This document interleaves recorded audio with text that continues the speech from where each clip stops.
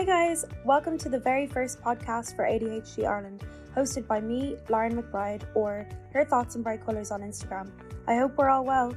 Over the course of this podcast, we're going to discuss all aspects of ADHD in an honest way, as we have lived with ADHD our whole lives. Some of us were diagnosed sooner than later, and some of us aren't diagnosed formally at all.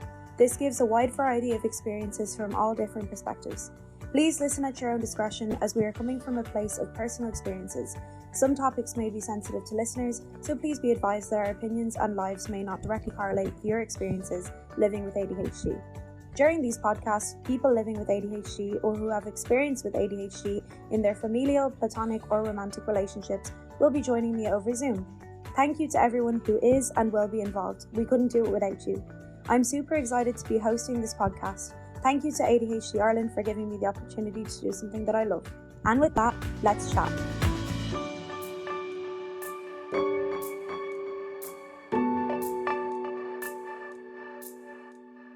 Okay, so hi everyone. Welcome to this week's episode of Let's Chat ADHD. I am so excited to have you all here. Today's topic is late diagnosis, and today I have on three very special guests. In no particular order of complete amazingness, I have Nicola, a service development manager for ADHD Ireland, who runs support groups, training sessions, and volunteer recruitment. I have Ailin, an ADHD coach, advocate, and an Instagrammer. And I have Joy, who was one of our very first podcast volunteers, who, like myself, has ADHD as well and is very passionate about raising awareness about everything neurodiverse. So say hi, everyone. Hi, everyone. Hi, everyone. Hi, everyone. So, just an introduction. On today's topic, I have a semi-structured path that I'm going to follow. Late diagnosis of ADHD is like a very important topic. It affects our daily lives in many ways, and since we're all women, I also wanted to note that as females, there's a huge gap in the number of boys to girls diagnosed at a young age. This leads to females often being overlooked for ADHD until much later in life. I think we all know that. This can be due to society's stigma towards women, leading us to mask our symptoms to fit in, and also due to the fact that boys often present with more common symptoms of ADHD in the DSM-5 than girls at a young age, like hyperactiveness and outbursts or kind of that in school. And we are often overlooked because our main symptom presenting a diagnosis is often inattentiveness as women. So we're often diagnosed with coexisting or similar presenting disorders before we're even considered to have ADHD. But regardless, ADHD diagnosis does affect all genders. People refer to the years previous to ADHD as the lost years. I don't know if this is something that you guys would recognize, but self-esteem can be non-existent or severely damaged before diagnosis. There are years which we did not know why our brains worked, why we were different to others, and some would say that their quality of life was okay prior to diagnosis, but I feel a much higher percentage of people with ADHD would say late diagnosis and the lack of recognition about their ADHD affects their whole lives. So we covered stuff like rejection sensitive dysphoria, depression, anxiety, coexisting disorders, feeling different than others and not fitting in, and just society's roles of how we should present and behave before. And just before I start with my first questions, I wanted to share just a quick little bit about myself. So I was diagnosed semi-late. Considering on speaking to my family and friends today, about kind of, did you guys notice my ADHD? Like, what way do I present myself in the sense that you might get a sense of it? A lot of them were not comfortable with answering, but the people that did said that my symptoms were basically always present.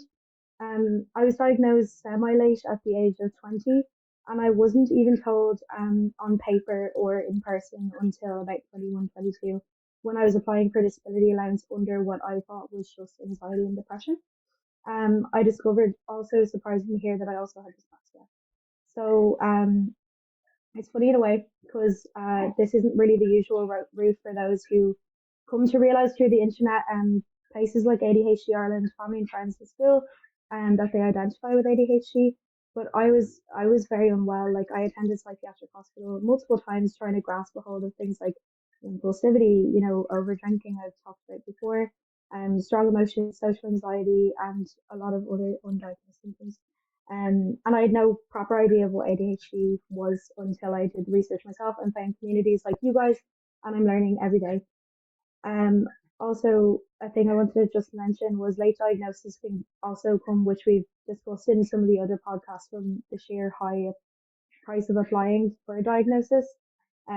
So anyone that is struggling to get validation for who they are, we're here with you. And anyone who is diagnosed late and may have struggled up until this point, I'm sure we can all agree that we're here with you. So we're behind you and we support you. So that's my little introduction. um, let's get on to talking all of you now. So thank you so much for coming on this Friday evening. It's really nice that out of all the things you could be doing on the weekend, you decided to come chat about ADHD here. So I'd love to just hear a bit about, I don't know who wants to go first, but your initial stories, all of you leading up to diagnosis and the diagnosis itself, or how you discovered you might have ADHD. Please only talk about what you're comfortable discussing, and there's no pressure to talk about sensitive subjects or private information. So yeah, who wants to go first? I'll go. I think I'm trying to remember, because I know I've done a few of these and I can't remember what I've already said, to be honest, in the past. But yeah, I was diagnosed in 2019, so it would have been quite a bit. Or was it 2020? Wow. Anyway, I was 33. I'm 34 now, so not that long ago. And it made a lot of sense for sure, but it's definitely something that it's very hard to kind of digest that you can make it to your 30s and then have to almost like in my case, seek out your own kind of diagnosis. It's difficult, especially because my symptoms have been there for a very long time. I mean, I saw a child psychologist for years because of issues I had, and even they didn't pick it up. So it's a really tough one. But the only reason I even twigged that like it might be an appropriate thing to look into is just from reading an article somewhere. I think it was one of the Irish like newspapers, and they reprinted it somewhere in one of their online pages. And it was a woman in her 30s who got diagnosed. I was like, hang on a second, like all of these things sound very familiar, but my own kind of idea of what it was very different, excuse me, to what it is. So kind of, I guess, more awareness, like this is how I figured it out. I think that's happening a lot to people now. But yeah, it's very hard to understand how you can not get diagnosed, especially if you've been seeing a doctor or a psychologist or anything like that for things that turn out to be actual symptoms. It's a tough one for sure. Yeah, entirely. That was one of my things as well. I was like basically screaming into the void, and help me, and all these psychiatrists and doctors and child specialists, they didn't pick it up. Even discussing with my mom on the phone earlier, like, was I very hyperactive as a kid, or like what were my school reports like? And she was in denial for a long time, I guess, which is what it is. But she said that she does find it very surprising that like it just wasn't noticed in school, because the boys were always noticed to have ADHD, but I didn't know one girl in my school of like 700 people that had been diagnosed or had been, in the process of diagnosis. So it's a difficult one. What about you, Nicola or Ailin? Yeah, I'll go next, I suppose. Well, I was in my early 40s a couple of years ago. I was diagnosed. And so, unlike you girls, I actually went the whole way through life, had two kids. I was never really seen for anxiety or depression. I kind of just coasted, I think is the word. I was never really in trouble. And it was kind of only over the years, like I'd always slide into jobs, come up with new ideas, get businesses going, and then get bored and move on. And, there was never a reason to be kicked out of a job. There was never a reason to have to move on somewhere. It was always just a natural progression, something else. Looking back now, I could have had anxiety. I could have had depression after the second kid, but it wasn't recognized, wasn't noticed. Back in school, again, I'd have been told I should be doing more. I should be doing, always should be doing more, and I'm not doing enough. I'm lazy. And it was only in my leaving cert, my French teacher said, I was doing all honours subject. She said, go back, you're going back to pass. There's no way you're going to sit and do your leaving cert. You're doing honours French. I'm putting you back. And I said, no, I'm doing it. And that was actually one of my best subjects because I insisted. Obviously in my brain, she gave me the kickstart and the motivation. So yeah, if only all the other teachers did that to me. But how did I get to this situation? How did I even go down the road? Well, I was working with additional needs for years, nearly 20 years, I suppose. Over the years, I never really saw ADHD directly, I suppose. There was a lot of autism, dyspraxia, dyslexia. And it was only when I started working with ADHD Ireland that I saw a lot of similarities with other people. But then I thought it was just because I was working with them. And I thought it was over time, it was just getting used to talking to people and helping them through and learning strategies and learning tools. And then there was one or two situations where guys were saying, you know what, you're really getting where I'm coming from. And I was going, well, they're all my examples, actually. They're nobody else's examples. What's going on here? And cars are my biggest thing. I've always been scraping, bumping, scratching, reversing into things. And it's a running joke in our family, you know, you just don't let Nicola anywhere near your car. And it was just one of the days that I suppose I've been kind of thinking about it over the years. And I said, nah, I'm too old. There's no way. It's not me. It can't be. But I had looked into it once or twice and then pulled back and said, I don't really need it. But then one of these days, anyway, I was on the motorway. I'll summarize. Sorry, guys. I was on the motorway. I had the whole clan in the car and we were heading down the motorway and I was bombing along, looked at the clock. It was 148 kilometers an hour. I was, oh, slow down, Nicola. And it was only from, I'd say, Tipperary to Portlaoise. So it was only about a 3/4 of an hour trip. But it was late at night, I was tired and I was swinging in and out of lanes and the lads kept telling me, Ma, move in, Nicola, pull over, you know, keep an eye on what you're doing. And then just out of the blue, I just slid into the lane right in front of a truck and only for they were in the car and they said, Ma, pull me back, pull back, pull back. Only for that, we'd have all been killed stone dead because I just literally in distracted mode, completely gone right in front of a truck. So I said there and then, something going on here. This is a warning. I need to get checked. And yeah, 9 out of 9. He didn't think twice. I didn't give my job description, didn't give any of that, and straight out. So I got it done a second time just to be sure. And they said, yeah. And like when I tell people now, tell family or tell people that I'm working with it, you're the only one that didn't know, Nicola. So it was very obvious to everyone else, but not to me. It's really interesting the way it you know, the focus part, I think, of what you're saying, it standed through life to you because, you know, you were using the word should about, you know, in school that you should be doing more, you should be doing this. You're lazy, which is a big one that's came up in a lot of podcasts, and it's like people with ADHD would hear it from a very young age. But it's interesting then that the bit about focus, you know, you're driving the car, and to me it stands out that it's almost like, okay, you're at rock bottom, you're at like a near death experience, and then you're like, okay, now I need to evaluate myself. And you know, it's just interesting that like it's always been a focus thing for you. And like from my research and stuff, like a lot of women would present with the inattentiveness, um and it's just that's something that we can mask for a long time. There's no age, I guess, like where we should be like not seeking a diagnosis anymore, but it can be at that point that you're like, you know, I've got through life, you know, with just problems of focus until this point. Maybe I'm okay. Maybe I don't need to go and seek the diagnosis. And it's interesting that even with working with ADHD Ireland, you found that you needed to double check with that, you know. And do you feel like the pull to working with all abilities and ADHD Ireland, do you think you may have recognized some of yourself in it before you even realized? Absolutely. I've always been pulled to this area, and that's the weird thing about it. Yeah, just I never knew I was deliberately doing that, but I obviously was. So yeah, I'm with my tribe now. Yeah, it's lovely.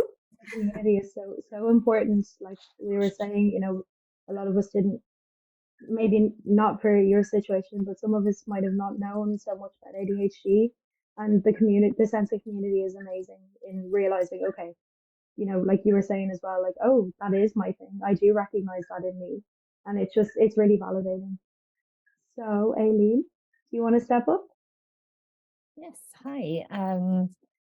Yeah, so for me, similar-ish stories, because we all have elements that are very similar, but I struggled for a very long time, all the way through school, and horrendous anxiety and depressive episodes. And I looked for help quite a lot. Like I started going to therapists from the age of 19 and all through my 20s, and several doctors. And I just knew there was something, I don't want to say wrong with me, but at the time I knew there was something going on. And yeah, so I really did look for help. And I actually, it's typical ADHD. I tried so hard, I never really got anywhere, it felt like. And the same with trying to get help. Like I tried so hard to get help also. So then went through I was a musician for years, and that was a creative license for me. I was always seen as the kind of creative wild musician, and that kind of helped with the masking, and I see now how heavily I did mask, but it came to a detriment to myself, because it wasn't healthy. My coping mechanisms weren't healthy, and I just no self-esteem whatsoever. So then when I went back to university, I thought, oh, I'll just have to stop playing music and get out of this music scene, because it was a huge party scene, and I was very attracted to the wildness and staying up for days, just having the crack. And it was a fantastic outlet for my hyperactivity, and a great excuse as well for like why I wasn't quote unquote successful, or I was kind of living gig to gig kind of a thing, and it was just a fantastic excuse for that. And then I went back to university thinking that would fix all my problems, and I discovered that I had dyscalculia, which is, the maths learning disability.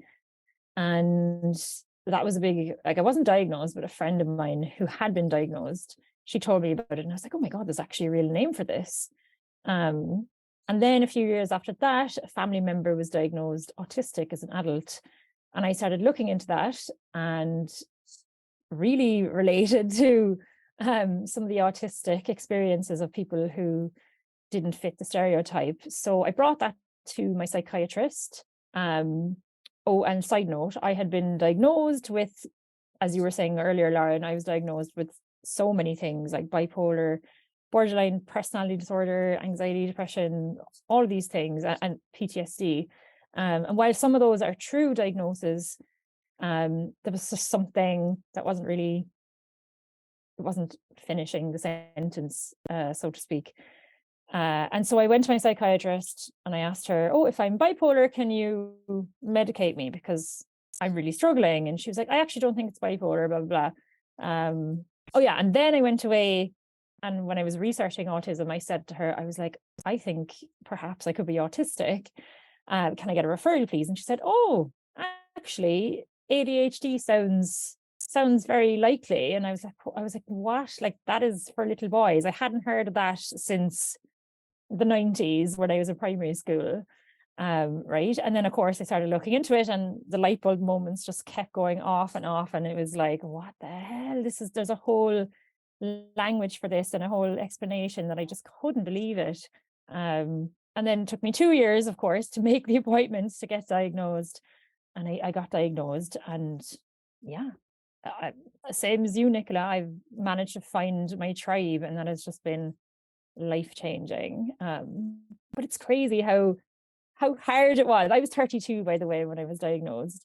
How hard it was to get there, and I had to go through so many doctors and therapists, and just constantly looking for help.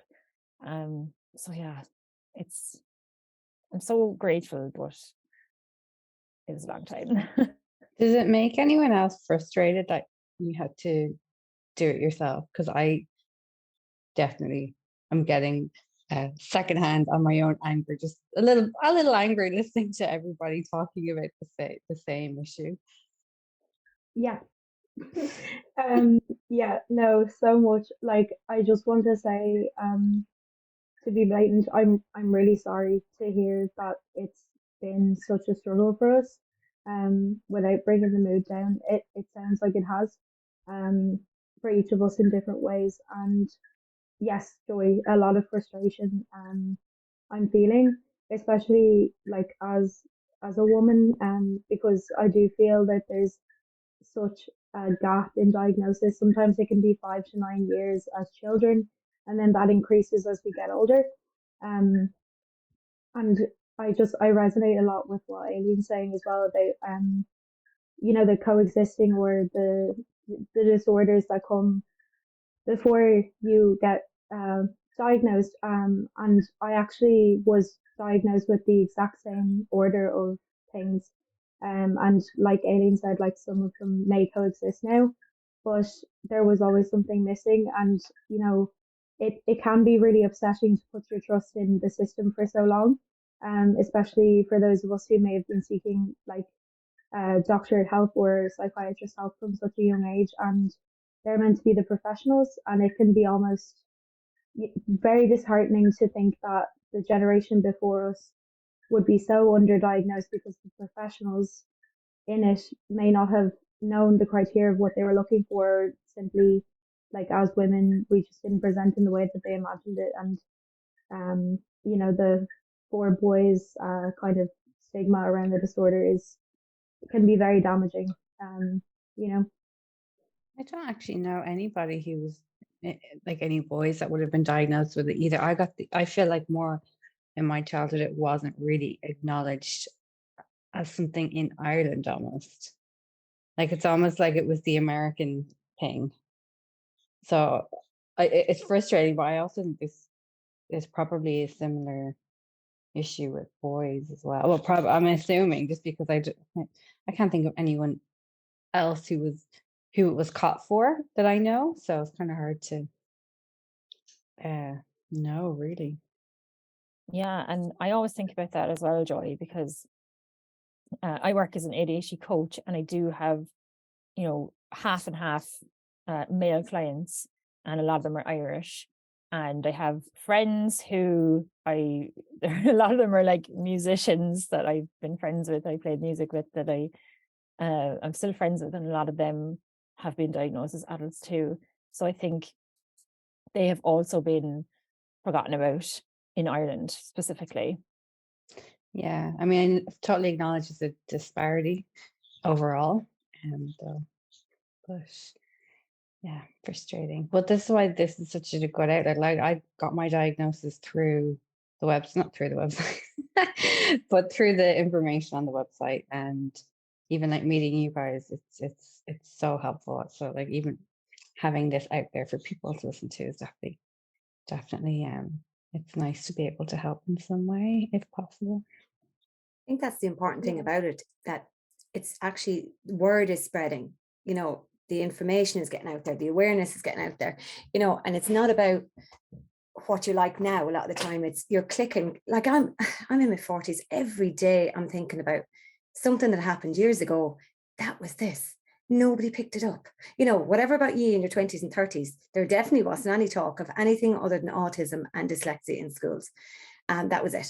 And a lot of people are saying, it's a new thing. It's not a new thing. It's always been there. I can pinpoint quite a few people around me that need to go and get a diagnosis, but they don't need to do it for themselves. They don't need to do it. They don't, they haven't got any issues to, well, they probably do if they find out for themselves.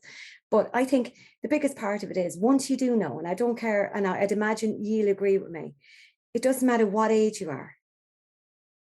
It's the loss, it's the guilt, it's the shame, it's the why. If I'd have known earlier, would I have done this? If I'd have known earlier, would I have done that? And it's huge burden to be carrying. That's where ADHD coaching comes in, no doubt, Ailin. It has to help there with the emotional side. Totally. And as you mentioned about shame, like 99.9% of my clients, they come to me and they always have shame attached to it, especially to a late diagnosis, because of the what ifs. And the grief cycle is such a real thing being diagnosed as an adult, isn't it? Like, have you guys experienced that grief cycle? Yeah, for sure. For me, I feel like academically, I know that I never like met my potential, and I don't know why that jumps out at me so much. But like that one, I always think about where would I be if it was caught kind of sooner, and that's an exterior even way of measuring it, because like where would I be, like not externally measured in like academic terms, but it jumps to those kind of like feeling lesser. Like, how do I measure that? How would I measure up if it was caught sooner? But yeah. But you're never too old to do and go back to school. I'm going back. I actually have a You're never degree. too. Yeah, Yeah, that's no, not but even you're- it. I don't know, like it's so weird. Yeah. I mean, there's loads of degrees. At least two Took a long different I can time. see. Yeah, so that's the thing, the struggle to get through my degree, like, and other courses, like so much struggle. And I used to be embarrassed and ashamed by that, but now I'm proud of it, because I'm like, it was so hard for me and I didn't know about my ADHD. So now I'm proud of it. But yeah, it was such a struggle.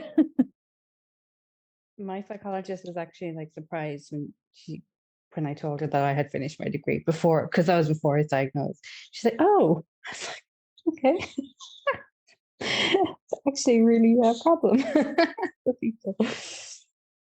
I know, regardless of like how much we achieve, like you were all saying, there's definitely such a big, huge sense of guilt, and the what ifs, and like I mentioned earlier, the lost years was how a lot of people described it.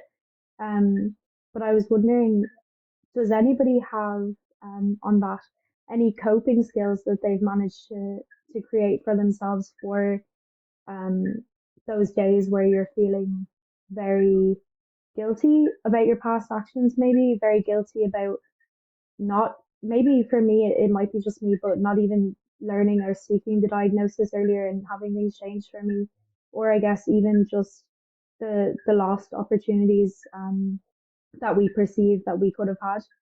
Does anybody have any valuable coping skills that they've learned over the years?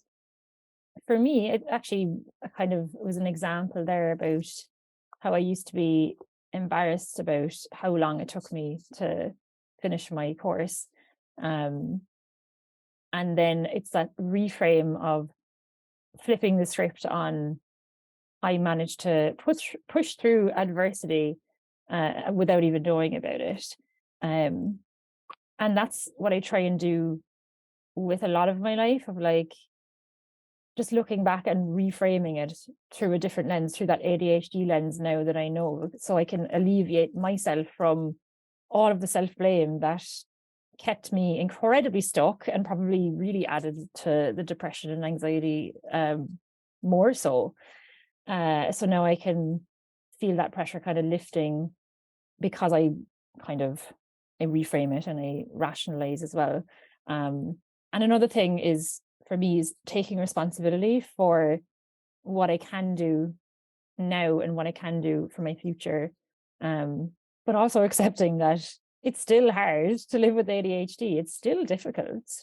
But yeah, I just think just being more self-compassionate through that understanding has been really helpful for me. On that sense of self-compassion and understanding, um, did for you guys, did it come when you first heard about the diagnosis, or was it something that you feel that you had to work on for a long time afterwards? Was there a sense of relief when you first got your diagnosis, or did it take extra time to kind of look after yourself and reframe those thoughts? And are you still working on that now? Yeah, for me, definitely it's still going on. And I'm nearly 4 years in now. Like what Ailin's saying about the reframing and trying to change in your head to see the different side of your past. I'm trying to do it on a daily basis because I go into wallows of what ifs, but on a daily basis, I'm still breaking things. I'm still losing phones. I'm still, walking on earphones. I'm still doing all the silly things I've always done. But I think changing your mindset and changing the way you talk to yourself. Oh, you're after doing it again. Instead of saying that, say, you won't do that next time. It's change to a more positive tone with yourself. It doesn't happen every day, but I don't know. I think it is a long, long road. And I don't know whether maybe that's an older person's thing and you'll come through it quicker. But I don't know. I think it's a personal journey and everyone gets there at different times. And we can be too busy as well to stop and actually work on it. If you could sit like with Ailin for weeks and do a coaching session and then a bit of CBT and then work through the support groups. But some of us just, I don't know, aren't maybe ready yet. So it's a long journey, and it is everyone's to their own. I'd say there are people maybe with you girls, it can come quicker, but certainly not for me anyway. I'm like, this is a terrible day for you to ask me this question. Messaging Lauren earlier, complaining about how today I've been having a really, really bad day with just, I guess the best way to describe it is just executive dysfunction, or is it the mood? Is it the winter? Just feeling like really like that paralysis. And I actually find, so it's terrible, but I find it easier to almost pretend that I'm talking to someone else, because it's so hard, I think, sometimes to get yourself out of, I think we just find it easier to sometimes to have compassion for other people. And that's kind of a backward step. Like, I feel like I should be saying, like, no, just cutting back on the negative talk, and even say that I laugh. Like, I know I'm not like, I'm not doing any of that. But like the diagnosis, there was huge relief at first, and then it kind of seeps in, like the hang on, these aren't nice feelings afterwards. The relief is going away, and now the other things are going in. Like, but like, for instance, messaging you earlier, Lauren, like that made me feel a lot better, just because I don't feel like other people who I have in my life, who could be a really good friend, I don't feel like I can be as, not transparent, but I don't feel like it's as understood. So even like complaining to you earlier, Lauren, she's trying to get me to respond a bit this evening. Sorry, I am on another level here today. Like, that just made me feel better. And I know, like, I'd love to say I'm at a place where I've worked through so much, and I'm really getting there with myself. But I think I'm at the stage now where, like, this is really helping. Like, meeting other people and being able to talk to other people who I can say, if it's a bad day, they just get. And there's no like feeling like, are they going to think I'm being dramatic, or are they going to think it's even worse than I'm saying? Like, it's just kind of understood. So I don't feel like I have any good coping mechanisms right now, other than talking to other people, which is still great to have.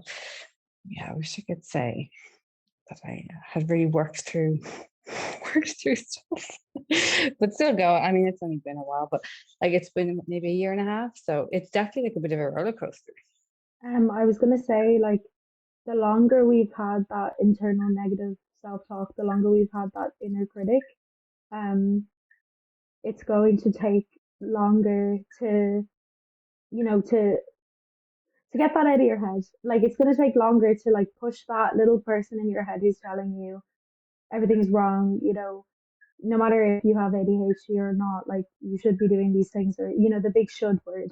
So don't beat yourself up if it's not the sense that you have, like, gotten so far and you've done so much since diagnosis in terms of like working with your head, because that's the nature of it. It's going to take like time, and just be kind to yourself in that. Like we were saying earlier, it's really important to, once you've addressed that, okay, it is my inner critic, it is a bit of ADHD paralysis, like it is just one of those days, like it's good to know that.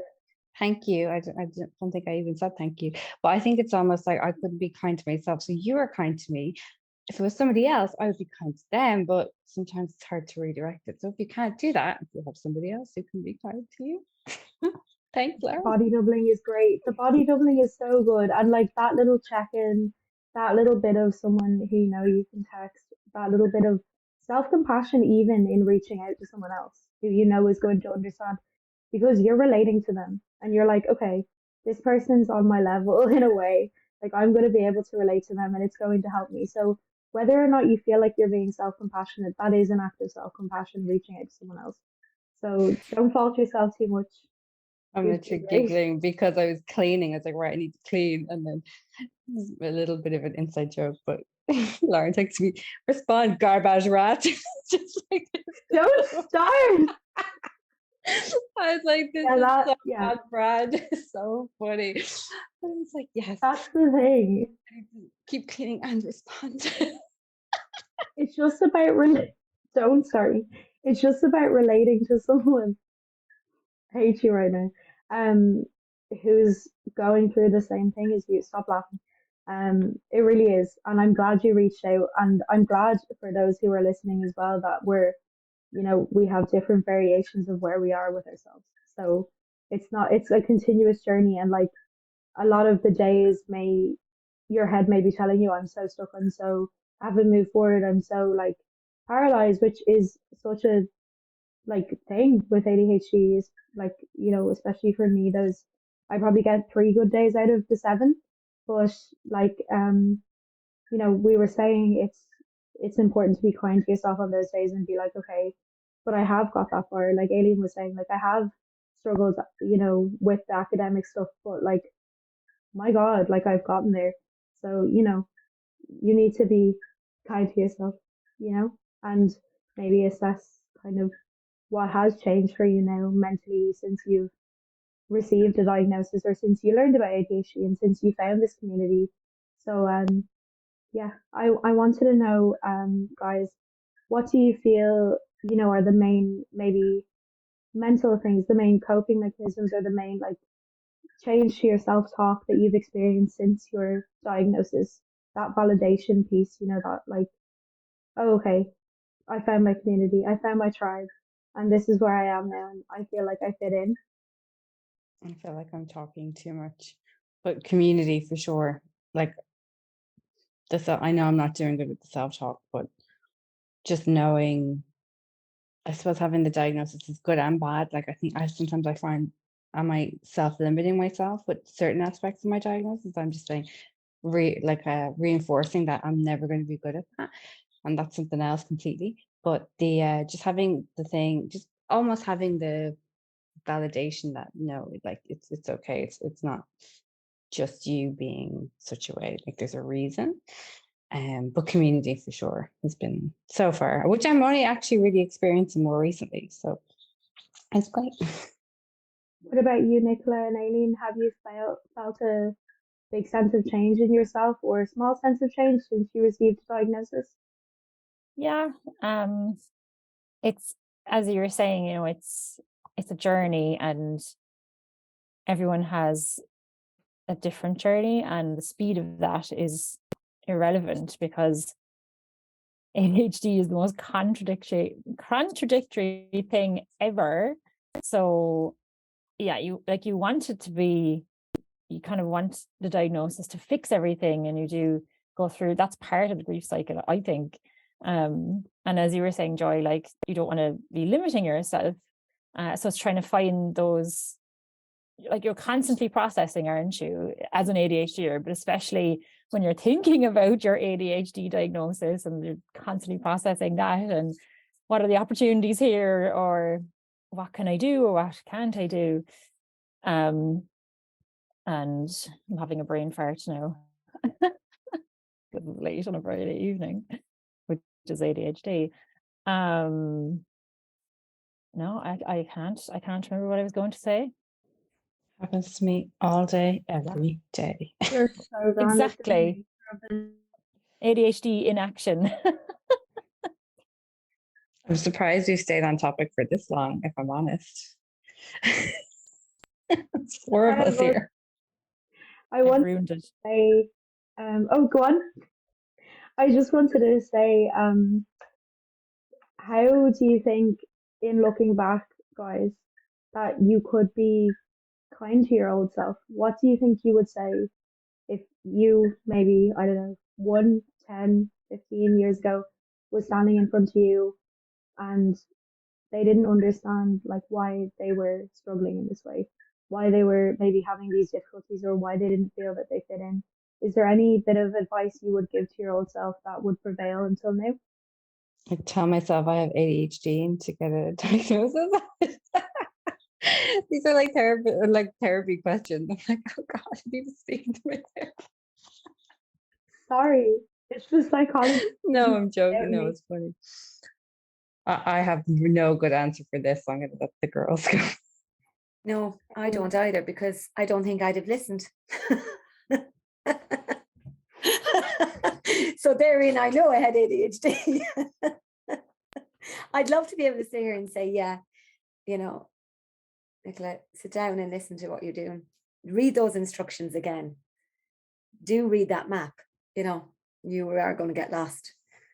Don't pull on that phone because it's going to drop for the 4th time.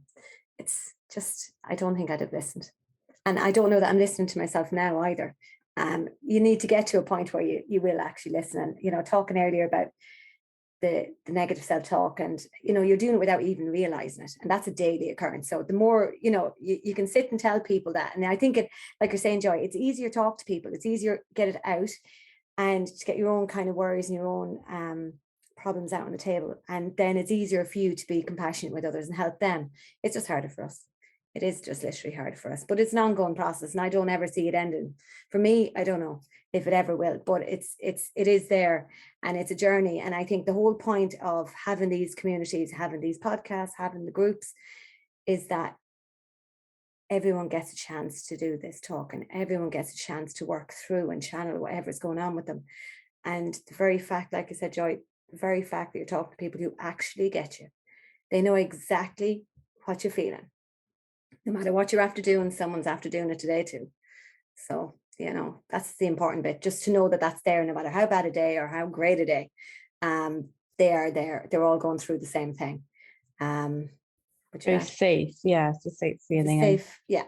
Or even if you're not yet diagnosed or you suspect it, you can still kind of enter these spaces. Like I think I started the online, what are the words? The sessions? Support groups, yeah. Support groups, yeah. I think Absolutely. That's the whole point, because so many people aren't diagnosed and can't get diagnosed, or not going to be able to afford to. And the whole idea of being able to come, check it out, and very, very few ring up and say, oh yeah, I'll go to that group and I'll see whether I fit in or not. Very few come out of them say they don't. You know, nearly everybody who has an inkling or has done the adult questionnaires, you know, they nearly always know. I think it's just to hear the validation in everybody else around you that, oh yeah, they do the same as me. And it's a safe, like I don't feel like I'll be judged if I say something like, oh my God, but did she really just say that? Or did she really do that? Or words here, I could probably blah, blah, blah, blah. And probably, if I was given the chance, and I probably would. So I'm going to stop. And the more that you spend time with the community and see that their behavior, you're not chastising their behavior because you see it in yourself, then perhaps the more you'd be exposed to that, and then the kinder you can be to yourself when you notice those things happening eventually, which is yet another reason why community and representation is so important for us. So you kind of roundabout answered my question. I wanted to ask because before we would talk about things and kind of the coping mechanisms, coping skills, and like the self-talk piece, wouldn't really be came back to. And I think it's really important to talk about kind of what to tell other people in the way that we're telling ourselves back then. You know, who may be starting out only realizing they have ADHD. People who don't, unfortunately, have what is a huge privilege of diagnosis for maybe money reasons, just difficulty getting it. I know a few good friends of mine who would, you know, have ADHD. They're not diagnosed, even though they went maybe 2 or 3 times to try and get it. maybe spent all the money they could and can't try anymore, and like they have ADHD, so it can be a privilege. So yeah, I just wanted to say that, but you did kind of roundabout answer my question, because I think in a way what you're saying, guys, is what you would tell yourself back then, is that there is a community, there is our tribe. Again, like you guys said, there is people out there who are going to understand maybe the what we perceive as oversharing, who are going to understand when we're really, really struggling, some days when we're paralyzed, when we're, really down, and we just don't know why we're lacking serotonin. The dopamine's gone, and all you have to say to another ADHDer is it's just one of those days, and we all get it. So there's no chastising, I don't know how to say that word, each other based on our behaviors, because we're understanding. And I guess that's what I would have told myself was, hey, like, keep going. You're eventually going to realize that there is people in your life who are going to understand you, and not everyone's going to leave. And that's, just like one thing I tell myself, not so much advice, but just a bit of like encouragement, because I think that's what we all need in a way, to realize we're way more centered around encouragement to each other, and we need to be centered around encouragement to ourselves, because we're so willing to provide it and not give it to ourselves. And it's just nice to look back and think, if I had me standing in front of me, I'd be like, keep going, like just 2 more years and you're gonna find some friends that are like laughing at you when you zone out, and like they understand when you like call them over and you're like covered in like mess around the house and you're just having one of those days. And it's just, yeah, it's just a nice thing to think about. And also the flip side of that is there are always people that are not going to understand. They may be husbands, kids, neighbors, siblings, co-workers. There may be people around you who will never understand what you're going through, will always blame you for being lazy, will always find excuses. And people come to us every day of the week with those problems. But you just have to, a bit like your self-compassion, you have to just have a little bit of strength in yourself as well, and know that you're struggling, you're trying to get as much done as you can, you're doing the best that you can. Read up, learn, get as much knowledge as you can for yourself to help yourself. And then you're doing your best, and don't worry about anybody else, and give yourself the pat on the back every night. You have got through another day, and then come back to the community that you have, and that we're always here to listen, and we're always here to work with you, and always here to let you cry in the shoulder. But just to know that it's not all rainbows. Life is life at the best of times without ADHD, let alone with ADHD misunderstood around you. So yeah, I just thought I'd drop that big negativity into the middle of it. Oh, entirely. It's really important to talk about the struggles too. Like the thing about late diagnosis is so much about what we may have lost, but it's also about when you finally get that, you're like, okay, like it kind of a deep breath kind of thing. I've found my people, and like it feels painful, definitely, difficult, definitely, awful, awful, awful days. Is like for me anyway. Where I just can't see, it's just black and white. I can't see out of it. But it is that, once you get the diagnosis, being like, okay, I have people that are going to understand, and I need to check in and be just as nice to myself as I can be to other people, and try not to mask anymore, because I think that's something we all have very much done as people who had a late diagnosis. We definitely would have masked a lot to fit into society, and dropping that a bit is a bit of a relief, but it's hard as well. It's like letting go of a whole part of ourselves. I don't know if you guys feel that way, but I definitely feel like I lost, for a while after my diagnosis, I lost my sense of self, and it took a long time to semi regain it back. And it's like you said, it's a daily thing. It's definitely constant work on yourself, and I don't know if it's ever going to end, but we're going to keep doing it. And that's why we found the community that we're in, and that's why, like you said, there is the support groups. That's why people love them. It's very popular since they've started and everything, and the new app is out, and it's just wonderful that it's there. But the reason it's there is because it is hard. It is hard to live with this sometimes, but some days are good, and so we do have our strengths and our weaknesses, but it can be difficult. Yeah, and I mean, it's so easy also to like just focus on the negatives. I think it's hard to identify the positives too, but just from spending like time with this group, we had our our Christmas socials, one drink last week, and how nice that was to be in that space with everybody was. I don't know how we could all be on the same wavelength and on different wavelengths at the same time, but that's exactly what was going on in the room. But it just felt so nice. I don't know how to describe it. I don't know if it's just feeling like relatable or safe or non-judgmental, but there are huge positives because we're all very fun people, I will say that. So for all the negatives, we all seem to have extremely big personalities as well. Uh, it's hard though. I'm trying to inject some positivity in too, but like just being around people, I guess that's the main thing that I've realized from talking about today is how much of a boost that can be. I've been thinking about that all week about it was as an amazing idea and also a hilarious idea to put us all in the same room and then to transport us. There was like so many funny things that went on, wasn't there? And the mix-ups of the communication and like, but still, Nicola, as you said, a perfect description of we were on the same wavelength, but also on like really different ones. Hilarious. all Yeah. We all just over. clicked like really quickly, which is so fun. Yeah, a bunch of us got into, and Nick, I don't even know if you get told the story, but the second taxi that was supposed to take us into town, there was four of us, and we so we were waiting. It's a bit off topic. It's a bit funny. We were waiting for the taxi. There's a delay. There's those taxis being ordered, and girl was like, "Oh, your taxi's over there." Me and the other three girls who I hadn't really met, but we're like, blah, blah, blah, blah. We just went and we saw the taxi driver like doing something with the car. We just jumped in. One of the girls actually showed up. She's like, shotgun. She jumped in the front. Three of us jumped in the back. And he was like, where are you off to, girls? I'm like, so I thought you knew, like, it's a prearranged taxi. Like, oh, okay, we're trying to figure out the address.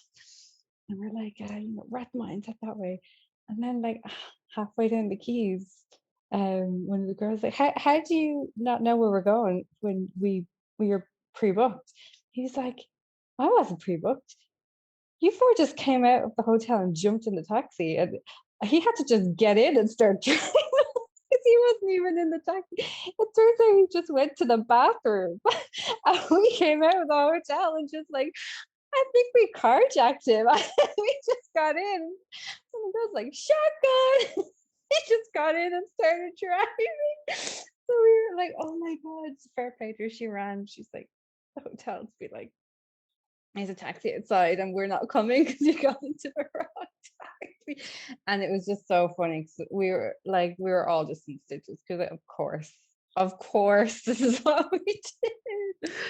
But it was just so nice to be like, okay, it's not just me, we're all on this wavelength, and I don't have to be like, oh, I'm after doing something silly again. Like it was lovely, but oh my god, he laughed the whole way. And then the poor man, he actually gave us a discount. He turned off the meter at one point, and he said, like, look, just pay 20 quid because I feel sorry for it.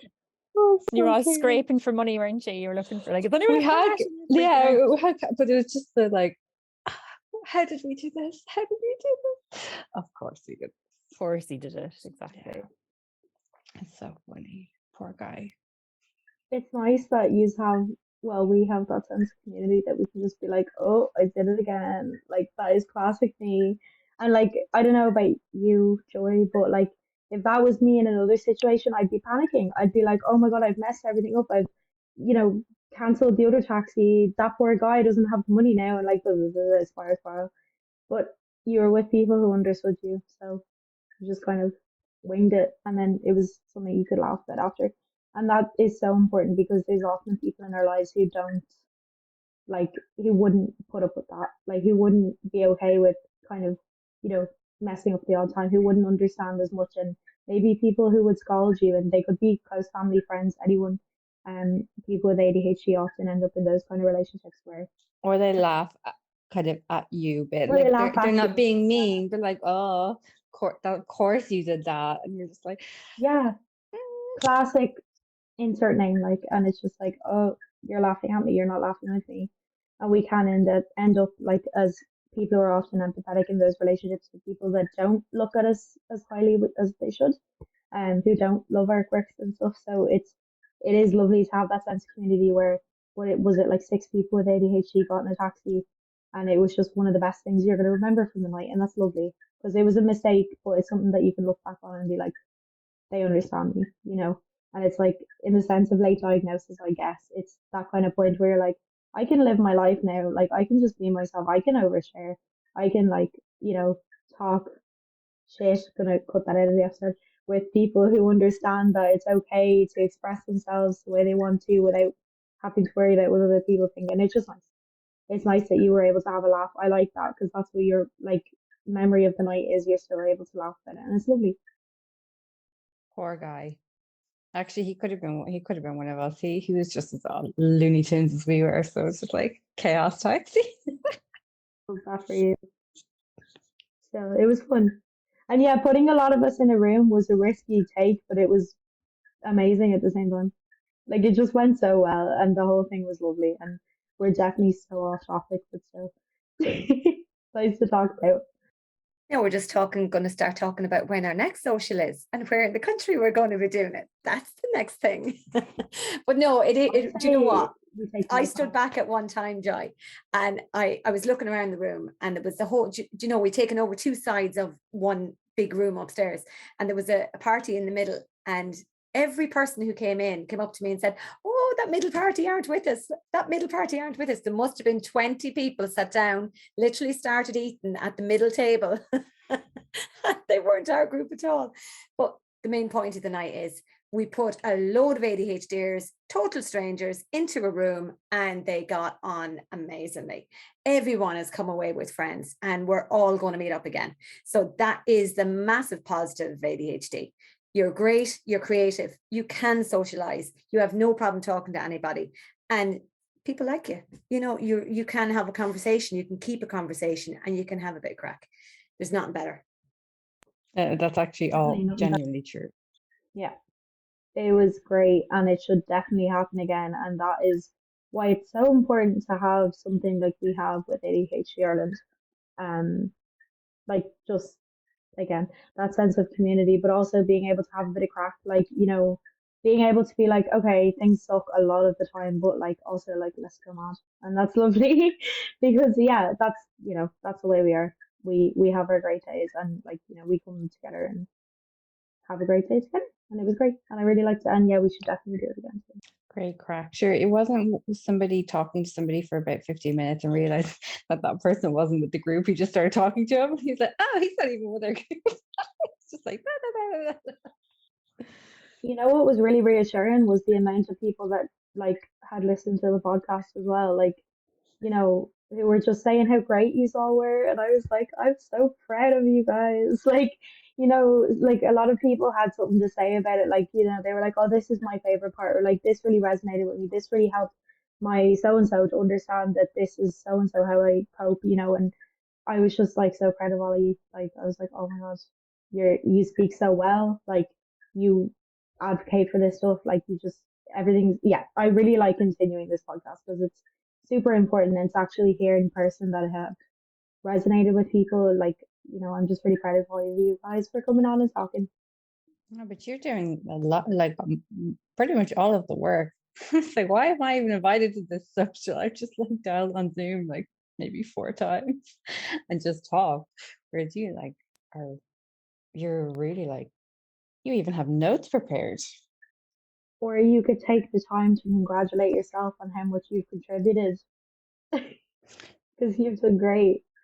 Well, thank you, but I was trying to thank you. So thank you. Take it, both of you. Thank you. Thank me, and thank you, and thank you. Thank you, and thank you. Guys, guys, stop. Good luck, Thomas.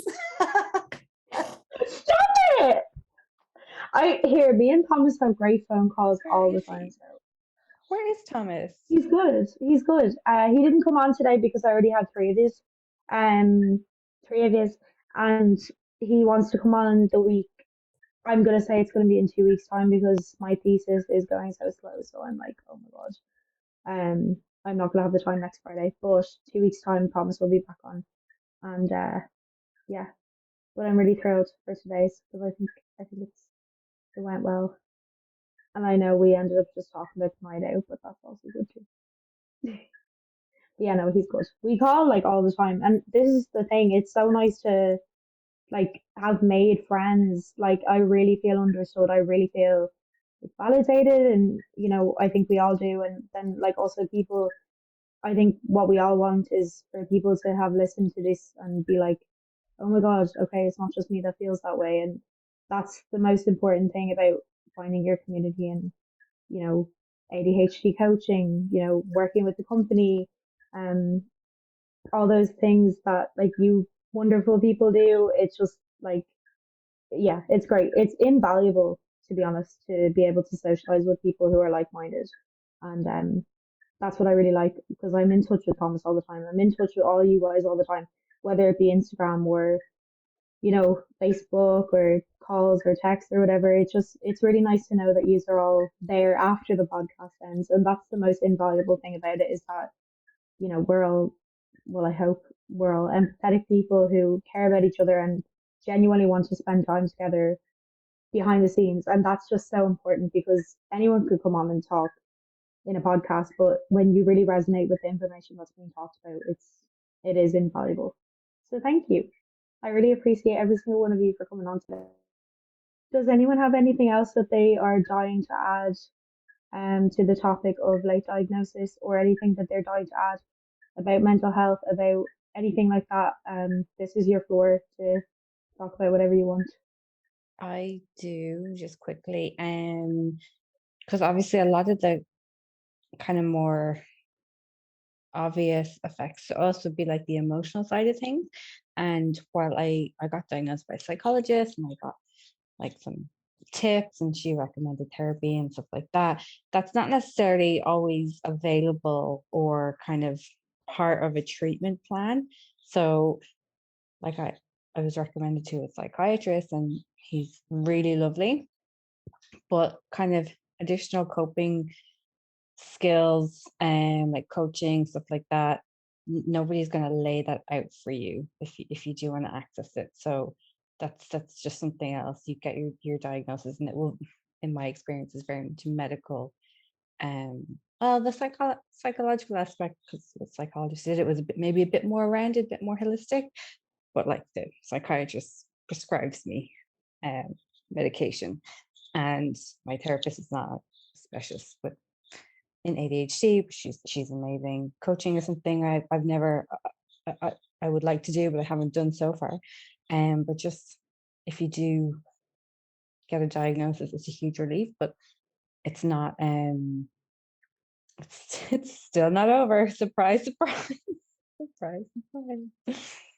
Yeah, and I think Yeah, you thanks. Yeah. mentioned it Oh, go earlier about the ADHD Ireland website, and there's loads of resources on that, which is fantastic. And the app as well has resources. So yeah, get onto ADHD Ireland, onto the website and see what resources that are available, and they might spark ideas.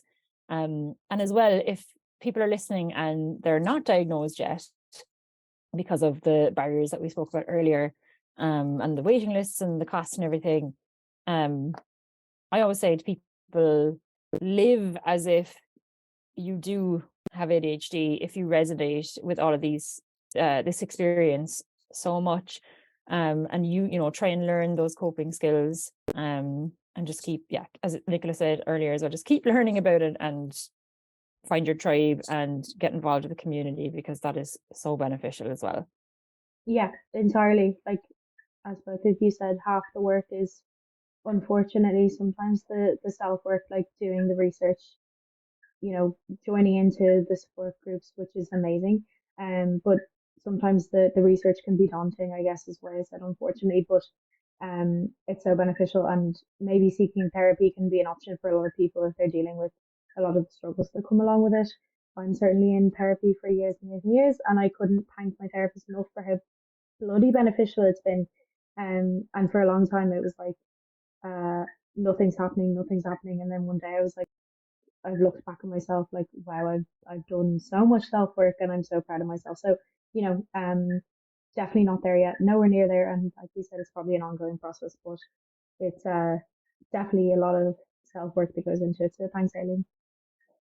Thank you so much for coming on, everyone. I really appreciate you giving up your Friday night to come and chat with us.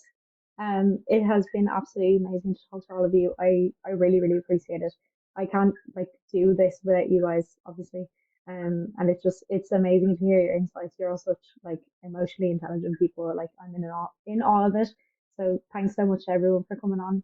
And if anybody has any questions, you have my email. And if there's anything that you want removed, please let me know. In due time, it won't be published, I'd say, until 2023 anyway. But yeah, I really appreciate it, guys. Thanks. Thank you so much. Yes. Thanks, Lauren. Thanks. Bye. Bye. Thank you for listening to Let's Chat, ADHD Ireland's first podcast hosted by me, Lauren McBride. You can find us on Instagram at ADHD Ireland, and I'm on there too, at Her Thoughts in Bright Colours. We hope you enjoyed this podcast, and we'd love to hear your feedback and opinions on the topics covered each week. Sending positive vibes until we chat again.